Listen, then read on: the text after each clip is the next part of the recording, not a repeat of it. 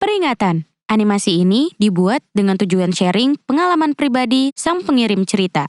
Dimohon untuk menghargai cerita tanpa menyudutkan beberapa pihak. Selamat menikmati. Jadi begini guys, kenalan dulu kali ya biar afdol. Nama gue Talita, biasa dipanggil Tata. BTW, kalian gak mau kan keluarga kalian musuhan hanya karena warisan? Ya kalau itu One Piece sih gue rela rebutan.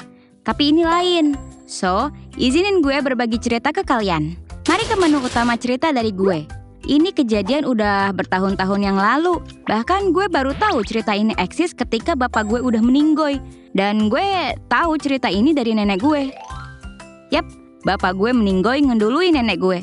Tapi bukan itu intinya.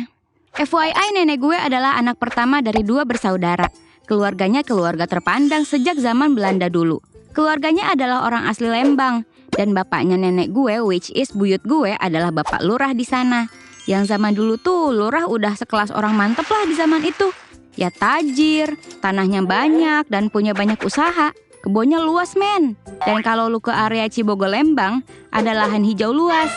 Nah itu dulunya punya almarhum buyut gue, bapaknya nenek gue. Dan bagusnya adalah buyut gue cuma punya 2 anak. Nenek gue dan adiknya yang sama-sama perempuan. Nenek gue orangnya rajin, pekerja keras dan pintar. Padahal dulu nggak ada les atau bimbingan online kayak zaman now. Sedangkan adiknya nenek gue, sebut saja tante, orangnya agak pemalas, ngeyel dan kerjaannya pacaran mulu. Pinter sih, tapi ya gitu deh. Sementara tantenya ini dimanja gitu sama orang tuanya. Mungkin karena bungsu kali ya, jadi agak beda gitu sifatnya. Ya gue tahu nggak semua bungsu kayak gitu. Jadi please jangan hujat gue. Ini kan gue ceritain apa yang ada di keluarga gue. Jangan marah ya sobat bungsu. Meski begitu nenek gue gak iri dan tetap sayang sama adiknya. Gue gak tahu sih, kalau gue sih udah ceramah no jutsu ada macam gitu. Nenek gue orangnya terlalu baik dan gak enakan sih. Resiko jadi orang yang gak enakan tuh guys. Back to the story. Akhirnya dengan segala daya dan upaya, nenek gue akhirnya bisa dapat kerjaan bagus di Bandung dan membangun keluarga di sana bersama dengan kakek gue yang udah nungguin dia sejak dia sekolah. Cie, nungguin cie. Sedikit side story, orang zaman dulu cerita cintanya gemes-gemes dah. Kakek gue rela nungguin 10 tahun lebih demi bisa nikahin nenek gue. Dan dulu tuh orang kalau pacaran bukan keluar berdua kayak sekarang. Dulu tuh kakek gue ngobrol-ngobrol sama buyut gue. Lah, nenek gue nya malah sembunyi di dapur sama emaknya karena malu. Katanya ada si Akang. Jadi intinya kakek gue ngambil hati buyut gue dulu. Baru kalau dapat restu, dia deketin nenek gue. Kayaknya di zaman segitu dulu belum ada tuh cegil-cegil gak jelas kayak sekarang. So, bagaikan seorang visioner, buyut gue udah nulis surat wasiat buat anak-anaknya supaya gak berantem. Apalagi sampai adu domain expansion. Singkat cerita, setelah bertahun-tahun, akhirnya semua anak buyut gue udah berkeluarga. Dan mulailah buyut gue bagi-bagiin giveaway. Maksudnya warisan ke anak-anaknya.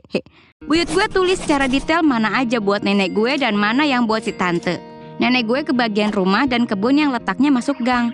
Sementara si tante dapat rumah yang letaknya ada di pinggir jalan. Kalau dihitung lagi, sebenarnya luas tanahnya sama kok dua-duanya. Cuman yang punya nenek gue rumahnya kecil aja. Depannya kebun bunga. Sementara punya si tante, tanahnya udah dibangun rumah gede dan disisain di belakang buat kolam ikan gitu. Bahkan saking visionernya, tanah kuburannya pun udah buyut gue siapin. Sampai katanya gue sendiri juga udah punya lahan sendiri kalau meninggal nanti. Bener-bener mikirin dari hidup sampai mati deh buyut gue. Goks kata gue teh. Setelah kedua buyut gue meninggal, akhirnya warisan dibagikan. Dan si tante menempati rumah yang di pinggir jalan tersebut. While nenek gue karena udah punya rumah sendiri di Bandung, jadi rumah yang di dalam gang itu dibiarin kosong sementara. Cuma nenek gue nyewa orang buat rawat rumah itu. Karena kalau lebaran, keluarga nenek gue ke Lembang buat nyekar sama kumpul keluarga di rumah itu. Intinya rumah dalam gang itu kayak villa pribadi buat keluarga nenek gue lah. Sekalian kan lumayan bisa silaturahmi juga sama keluarga tante. Awalnya gue pikir selama ini kalau lebaran terus silaturahmi ke rumah tante, hubungan mereka adem ayem aja. Ternyata enggak gengs. Suatu hari nenek gue butuh duit buat beli tanah di tempat yang beliau suka. Intinya udah cocok banget lah nenek gue sama tempat ini dan pengen beli sebelum diserobot orang. Nah, pergilah beliau diantar bapak sama om gue balik ke Lembang buat minta tolong si tante jualin rumah dalam gang itu. Ngobrol-ngobrol-ngobrol, akhirnya si tante dan suaminya menyanggupi untuk jualin rumah tersebut. Sebenarnya mereka ngomong pakai bahasa Sunda, tapi gue terjemahin aja biar kalian semua pada paham. Intinya gini, kalau gitu saya tawarin ke orang-orang ya, nanti saya dapat komisi nggak? Kata si tante. Terus nenek gue mengiyakan. Ya boleh deh 10% ya. Nanti saya kabarin kalau mau datang buat nagih. Akhirnya deal tuh. Selang beberapa lama, akhirnya ada yang tertarik dengan rumah itu dan si tante nawarin harga yang sebelumnya udah didealkan oleh tante dan nenek gue. Sampai suatu ketika, nenek gue sama si tante ada cekcok. Uang yang diterima nenek gue kurang dari deal yang mereka sepakati. Si tante bilang, "Loh, kan saya ngambil komisi 10% dari harga yang teteh tawarin, dan sisanya 15 lagi mau dibayarin bulan depan," kata si tante. Nenek gue karena udah kepalang kesal akhirnya bilang, "Ya udah deh, sisanya buatmu aja." Lalu nenek gue pulang bareng bapak gue yang nganterin beliau waktu itu. Nah, pas di jalan, nenek gue mikir-mikir lagi tentang uangnya. Rumah yang dijual itu nenek gue tawarin 500 juta. Karena si tante ngambil 10%-nya, berarti si tante nawarin ke orang yang beli seharga 550 juta supaya nenek gue tetap dapat 500 jutanya. Nah, tapi nenek gue baru dapat 485 juta.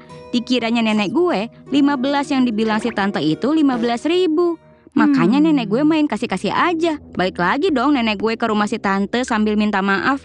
Nenek bilang gini, "Punten dek, kayaknya teteh salah deh. Berarti 15 yang tadi tuh maksudnya 15 juta kan ya? Teteh tunggu bulan depan ya." Terus sambil nyolot, suaminya tante ngomong dengan nada tinggi, "Loh, kan tadi teteh udah bilang kalau 15 juta sisanya buat kami. Gak bisa lah teteh tiba-tiba ngomong buat minta itu balik. Itu namanya jilat ludah sendiri." Akhirnya nenek gue pulang dengan syok dan sedih. Bukannya ngejelek-jelekin ya, tapi si tante dan suaminya ini emang 11-12. Akhlaknya kurang bingit. Tetangga-tetangga juga kurang suka sama mereka. Bahkan anak-anak mereka juga pada pengangguran. Cuma beberapa yang punya penghasilan sendiri. Harta warisan buyut gue pada habis buat biaya hidup mereka sendiri. Bukan buat modal usaha atau apa gitu. Buat arena duel Beyblade kek, apa kek. Atau arena balap Tamiya buat disawain. Kan lumayan duitnya. Skip, lupakan ide gila gue. So ya, mereka cuma dihormati karena buyut gue dulu berjasa banget di daerah situ. Beda sama nenek gue yang anak-anaknya minimal sarjana dan punya kerjaan semua. Eits, tapi lagi-lagi ini bukan soal sarjana apa enggak ya, tapi output hasil akhirnya. Jadi orang yang lebih beretika dan gak ngeselin. Nah, balik lagi. Di perjalanan pulang nenek gue syok dan sedih. Maksudnya gak usah lah bentak-bentak gitu. Kan nenek gue juga ngomongnya biasa aja. Bahkan sambil senyum dan minta maaf loh. Di jalan nenek gue masih kepikiran tentang uang 15 juta itu. Sambil menyesali kenapa ya tadi dia marah-marah dan gak mencerna perkataan si tante dengan baik. Terus bapak gue yang nganterin nenek gue bilang, "Biarin aja, ntar 3 bulan lagi juga mati." Nenek gue kayak, "Hush, gak boleh bilang gitu." Akhirnya nenek gue mau gak mau ikhlasin aja tuh 15 juta. Gak taunya 3 bulan setelah kejadian itu, suaminya si tante beneran meninggal dong. Katanya kena penyakit jantung atau apa gitu. Nenek gue sama keluarga besarnya tentu ikut ngelayat ke rumah tante. Dan setelah ngelayat nenek gue jadi kepikiran, jangan-jangan omongan bapak gue waktu itu beneran dikabulin. Nenek langsung lihat-lihatan sama bapak gue.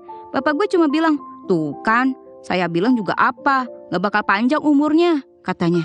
Buset. Bapak gue gak ada duka-dukanya ngomong gitu ke nenek. Meski bisik-bisik sih. Karena bapak gue juga kesel sama kelakuan si tante. Soalnya bapak gue ngeliat banget dari kecil nenek gue diperlakuin gak baik sama si tante. Mungkin karena si tante iri nenek punya segalanya, sedangkan dia enggak. Padahal kan nenek bisa sukses kayak sekarang juga karena dulunya usaha keras.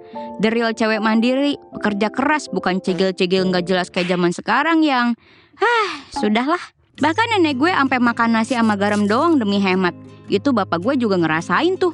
Mana anaknya ada 6 orang pula. Kerjaan kakek nenek gue dulu cuma guru. Dan gajinya ya gitu deh. Sekarang nenek gue lagi panen manisnya aja. Tapi si tante mikirnya nenek gue instan kali ya punya ini itu. Setelah meninggalnya suami tante, hubungan nenek dan si tante jadi makin renggang. Dan nenek jadi jarang juga ke Lembang. Karena ya keluarganya udah di Bandung semua. Paling setahun bisa dihitung jari lah berapa kali ke Lembang buat nyekar.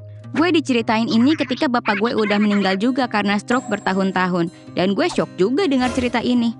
So, meski tetap ke Lembang, gue suka sedih lihat rumah yang dulu jadi warisan nenek. Kebunnya nggak keurus sekarang. Bangunannya juga kayaknya cuma dicat ulang, nggak direnov atau apa gitu. Kabarnya rumah itu sekarang dikontrakin sama yang dulu beli. Tapi ya, itu udah bukan hak milik nenek gue lagi. Jadi mau sedih pun juga percuma. Andai gue punya duit sih, udah gue beli rumah itu buat masa tua gue nanti. Hehehe. Aminkan ya barudak. Dah, segitu dulu ceritanya. Jangan lupa share, komen, dan subrek channel Gue Punya Cerita. Bye!